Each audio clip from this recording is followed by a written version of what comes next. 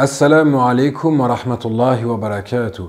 Bismillah, alhamdulillahi rabbil alamin, wassalatu wassalamu ala rasulillah, wa ala alihi wa sahbihi wa man tabi'ahum bi ihsanin ila yawmiddin, amma ba'd.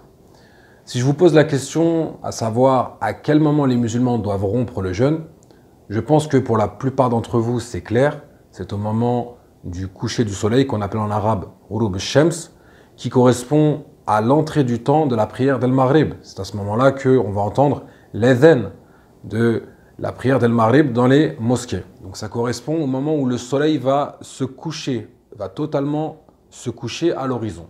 Mais pourquoi je fais cette vidéo? Eh bien déjà parce qu'il y a peut-être des débutants, peut-être des novices, des convertis, mais également parce qu'on m'a posé la question par rapport à un verset du noble Coran où Allah Ta'ala dit « Thumma atimmu as-siyama ila al-layl » et ensuite compléter le jeûne jusqu'à la nuit. Alors, pour certains, apparemment, ça a posé problème lorsqu'ils ont vu jusqu'à la nuit. Ils se sont dit, est-ce que c'est jusqu'à ce qu'il fasse nuit noire, jusqu'au milieu de la nuit? Et en fait, pas du tout. Pourquoi? Parce qu'en islam, la nuit commence au coucher du soleil.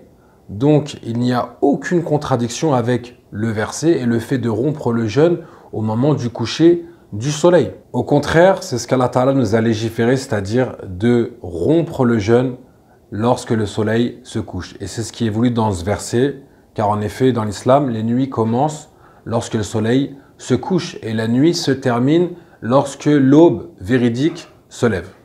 Donc le musulman, pendant le jeûne, il va s'abstenir de boire, de manger et de tout ce qui pourrait rompre son jeûne, tout ce qui va rompre son jeûne. Et lorsque la nuit va rentrer, c'est-à-dire à partir du coucher du soleil jusqu'à l'aube véridique, jusqu'au lever de l'aube, alors il pourra boire, manger et faire tout ce qu'il n'avait pas le droit de faire durant la journée de jeûne.